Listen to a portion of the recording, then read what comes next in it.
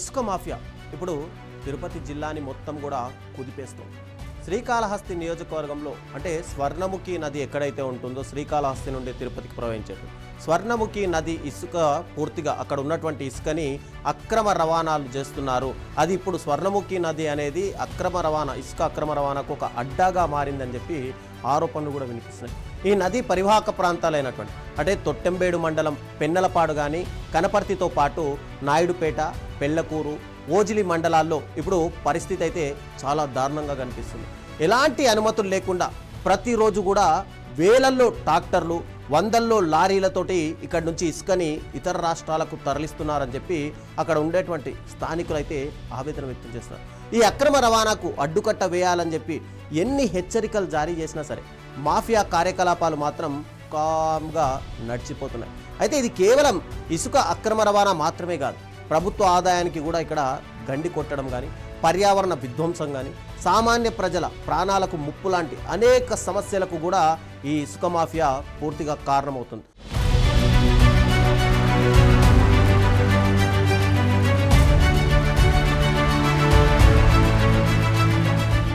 అయితే ఇసుక మాఫియా ఆగడాల వెనుక ఉన్న అసలు కారణాలేంటి?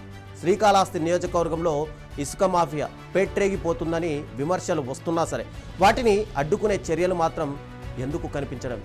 గతంలో వైసీపీ ప్రభుత్వ హయాంలోనూ ఈ సమస్యపైన అనేక ఫిర్యాదులు వచ్చాయి. ఇసుక అక్రమ తవ్వకాలపైన కఠిన చర్యలు తీసుకుంటామని ఎన్నిసార్లు అధికారులు చెప్పినా సరే గ్రౌండ్ లెవెల్లో మాత్రం పరిస్థితి మారలేదు అని చెప్పి స్పష్టంగా అర్థమవుతుంది. ఇప్పుడు టీడీపీ అధికారంలోకి వచ్చినా సరే ఇసుక విధానంలో మాత్రం మార్పులు కనిపించడం. ప్రస్తుతానికి శ్రీకాళహస్తిలో యథావిధిగా అక్రమ తవ్వకాలు జరుగుతున్నాయని చెప్పి స్థానికులు ఆరోపిస్తున్నారు. పగలు రాత్రి అని తేడా లేకుండా బహిరంగంగానే ఇసుక అక్రమ తవ్వకాలు పారుతున్నా సరే, అక్కడ జరుగుతున్నా సరే మైనింగ్ కానీ, రెవెన్యూ శాఖ కానీ, పోలీసు కానీ, రవాణా శాఖలు కానీ ఏ దానికి కూడా ఒకదానికొకటి సమన్వయం లేకపోవడంతో ఇదంతా కూడా జరుగుతుంది అని చెప్పేది నిజంగా ఒక బహిరంగ రహస్యంగానే చెప్పుకోవాలి. అయితే తనిఖీలు లేకపోవడం కానీ, అక్రమ రవాణాపై ఎలాంటి నియంత్రణ కనిపించకపోవడంతో ఇసుక మాఫియాను కొందరు అధికారులు కూడా అండదండలు ఉన్నాయా అనే చర్చ కూడా ఇప్పుడు జిల్లా వ్యాప్తంగా ఎక్కడికక్కడ సాగుతూనే కనిపిస్తుంది.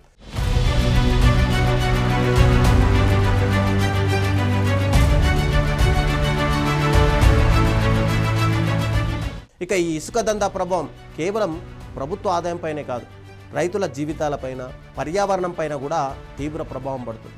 ఇక భారీ లోడ్లతో ట్రాక్టర్లు పొలాలకు వెళ్లే దారులపైన తిరుగుతుండడంతో అక్కడ గ్రామీణ రోడ్లన్నీ కూడా పూర్తిగా ధ్వంసమైపోతున్నాయి. రాత్రి వేళల్లో అత్యంత వేగంగా వెళ్తున్న ట్రాక్టర్లతో అయితే రైతులు అటు పొలాలకు కూడా వెళ్ళలేని పరిస్థితి నెలకొంది. అంటే వాళ్ళందరూ కూడా భయపడే పరిస్థితి ఉంది అక్కడ. ఇంకో ఆందోళన కలిగించే విషయం ఏంటంటే మైనర్లకు ట్రాక్టర్ డ్రైవర్లుగా నియమిస్తున్నారు అని చెప్పి కూడా ఆరోపణలు వస్తున్నాయి.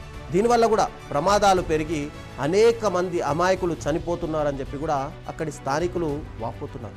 ఇటీవలే పొలాలను ధ్వంసం చేసిన ట్రాక్టర్లను స్వయంగా రైతులు అడ్డుకొని అదుపులోకి కూడా తీసుకున్నారు. ఆ టైంలో పోలీసులు చర్యలు తీసుకుంటామని ఒక రకంగా హామీ ఇచ్చారు, కానీ ట్రాక్టర్లను విడిపించారు అప్పుడే. ఇక పోలీసుల యొక్క హామీ ఎక్కడ నెరవేరినట్టు అసలు? గతంలో ఇసుక ట్రాక్టర్ ఢీకొని ఒక టీచర్ చనిపోవడం కూడా అప్పట్లో స్థానికంగా తీవ్ర విషాదం కూడా నెలకొంది. ఇష్టం వచ్చినట్లుగా తవ్వకాల వల్ల భూగర్భ జలాలు మరింత అడుగంటిపోయే ప్రమాదం ఉందని చెప్పి కూడా పర్యావరణవేత్తలు కూడా ఒక రకంగా హెచ్చరిస్తున్నారు. ఇప్పటికే వర్షాభావ పరిస్థితులతో ఇబ్బందులు పడుతున్న రైతులకు ఇది మరింత నష్టాన్ని తెచ్చిపెడుతుందని చెప్పి కూడా ఆందోళన వ్యక్తమవుతుంది. అయితే శ్రీకాళహస్తి నియోజకవర్గ ప్రస్తుత ఎమ్మెల్యే బొజ్జల వెంకట సుధీర్ రెడ్డి ఈ సమస్యపైన దృష్టి సారించాలి అని చెప్పి అక్కడి ప్రజలు కోరుకుంటున్నారు.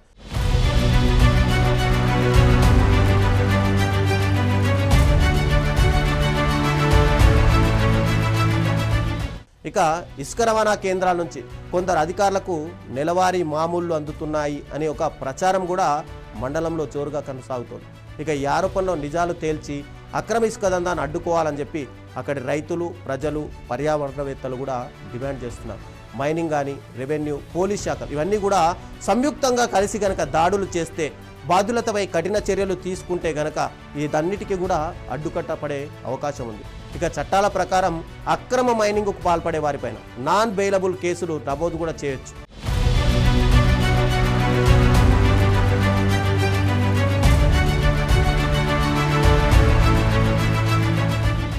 ఈ ఇసుక మాఫియాపై శాశ్వత పరిష్కారం ఎలా? కేవలం దాడులు నిర్వహించడం వల్లనే తాత్కాలికంగా మాత్రమే సమస్య అయితే తగ్గుతుంది. దీర్ఘకాలిక పరిష్కారాల కోసం మాత్రం ప్రభుత్వం ఇక్కడ పటిష్టమైన ఇసుక విధానాన్ని ఖచ్చితంగా రూపొందించాలి. అక్రమ రవాణా అడ్డుకోవడానికి లేటెస్ట్ టెక్నాలజీని ఉపయోగించుకోవాలి. డ్రోన్లు, సీసీటీవీ కెమెరాల ద్వారా నిఘా ఏర్పాటు చేయడం కానీ, జియో ఫెన్సింగ్ లాంటివి అమలు కూడా చేయవచ్చు. అలాగే అధికారులలో కూడా కొంచెం జవాబీతనం అనేది ఖచ్చితంగా పెరగాలి. అక్రమార్కులకు సహకరించే అధికారులపైన కఠిన చర్యలు తీసుకోవాలి. ఇక ఇసుక మాఫియా తిరుపతి జిల్లాలో సృష్టిస్తున్న అలజడి కేవలం ఒక ప్రాంతానికి మాత్రమే పరిమితం కాలేదు. ఇది రాష్ట్ర వ్యాప్తంగా ఉన్నటువంటి సమస్య. పర్యావరణ విధ్వంసం కానీ, ప్రభుత్వ ఆదాయానికి గండి కానీ, ప్రజల భద్రతకు ముప్పు, ఇలా అనేక కోణాల్లో ఇసుక అక్రమ తవ్వకాలు సమాజానికి హానికరంగా మారుతున్నాయి.